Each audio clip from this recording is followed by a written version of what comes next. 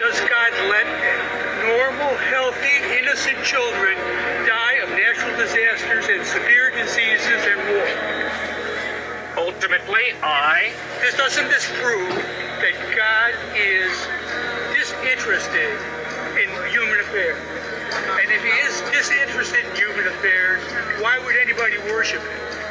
when God became a human being, what happened to him? Okay, now he's a classic example of what I'm talking about. He asked a very hard, very serious question, and before he even allowed me to answer, he walked away. Is that being open-minded? No, he didn't ask a question. He made a point. First and foremost, I'd like to give all praises to Yahweh, Ba'ashem Yahushai, Ba'ashem Kakadash, double honors unto the elders and the apostles of Great Millstone. Salutation to you, Akim, pushing this word in sincerity and truth. Your brother, I sat back at you with another lesson. I'm not too well at the moment, you know. You know, the common flu. You know, this body. I see all that right is the reason why we had to, you know, pray that the Lord come fast, that we may be out of these bodies, these fragile, weak bodies, prone to sicknesses, you know. And there's a lot of, you know, brothers with headaches, you know, arthritis, different pains in the body, you know, because this corruptible flesh. But hey, you know, as I just played the video there, so this video is going to the aspect it's like understanding, you know, the way of the Lord pursuing to the judgments, because not, you know, a lot of people would have their reaction or where they think why so many so-called innocent people have to die if God is in control and all these things. It's so because he sets it so, right? This is Psalm 16 and verses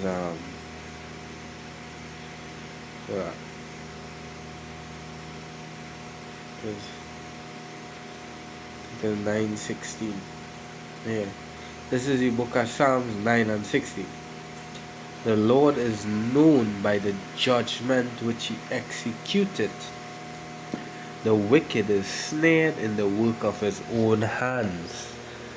So the Lord now, as he was going to, he gone on further to speak about if the Lord is all powerful, right? Because again, there's a balance, and we know the Lord deals with the good and with the bad, the evil and the good, you know. Because this here is him being the Almighty, the creator of all things, who is in control of all things. And that is it, because the mind of man, they wouldn't know, you know, the extent of how the Lord thinks.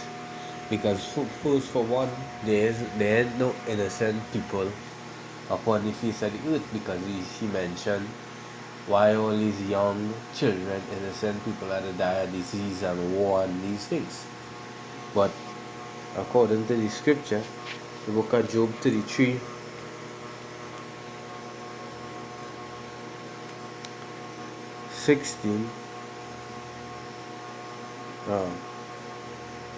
select.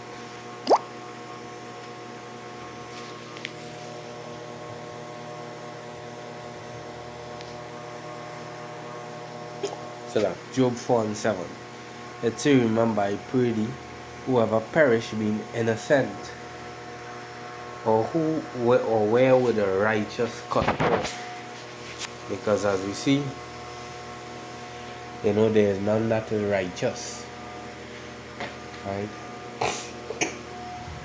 So when you see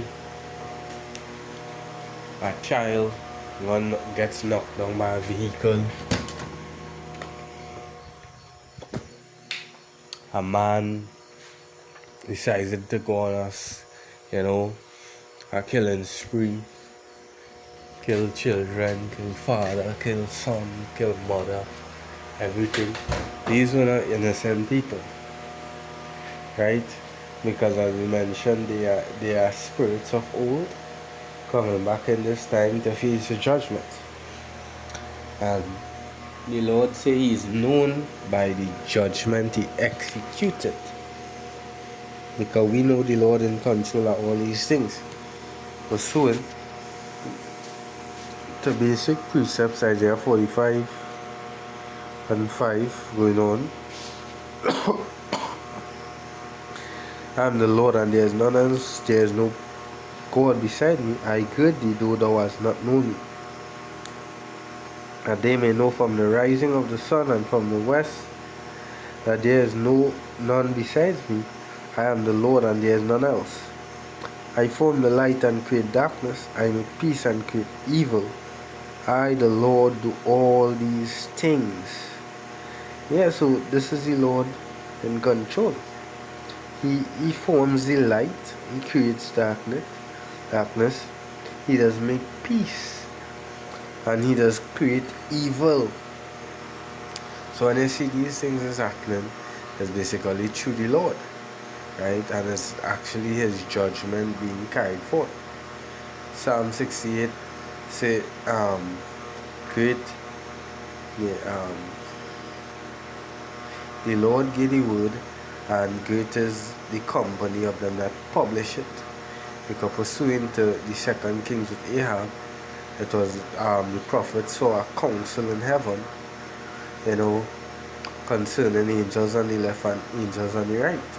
And it was an orchestration of how Ahab would be put to death. And it was done through the will and by orchestration of the Lord. Right? So he has that full grasp of control over all things. Right? And also this Zephaniah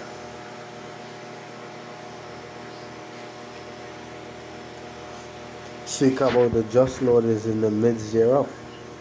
So again, they use the word just as meaning righteous, fair. He will not do iniquity. So all this judgment that he's carried out is not a transgression. He is not going to do any iniquity. Every morning that he bring his judgment to light, he feel it not.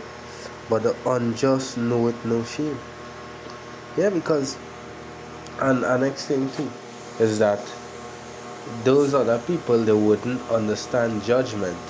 But the Lord, the men of the Lord, they would understand why these things are happening. Recently, the woman that was chopped into pieces, a nice young gentle lady, a nice young lady, she was chopped in pieces, put to death in a grievous way, and filled in a suitcase, and was thrown by a pawn. It's real terrible. But in the end of the all, it's the Lord's doing, and judgment casting forth. Right? The book of Proverbs 28 and 5.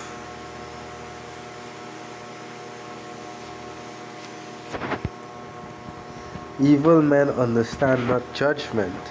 So when these things happen, a lot of people say Satan busy, and they have all sorts of things to say, but because the evil, the wicked, they don't understand these things.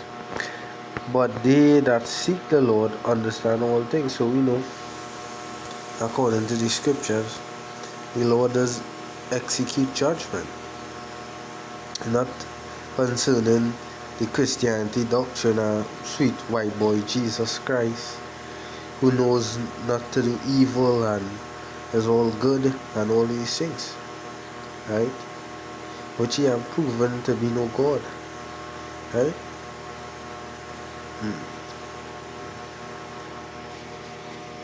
Over here.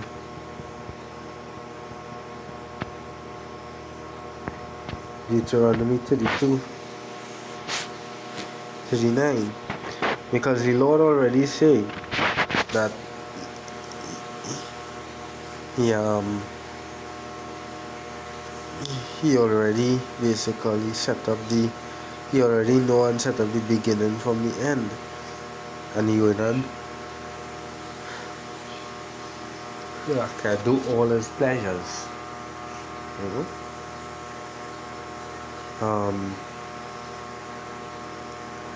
Deuteronomy 32, 39. See now that I am he, I am he, and there is no God with me. I kill and I make alive, I wound and I heal. Neither is there any that can deliver out of my hand. So the Lord here telling you that none could deliver out of his hand, you know. And he's in control of the good and the bad. So hopefully this lesson was edifying. Double to the elders and the apostles of Stone. Salute until the next shalom.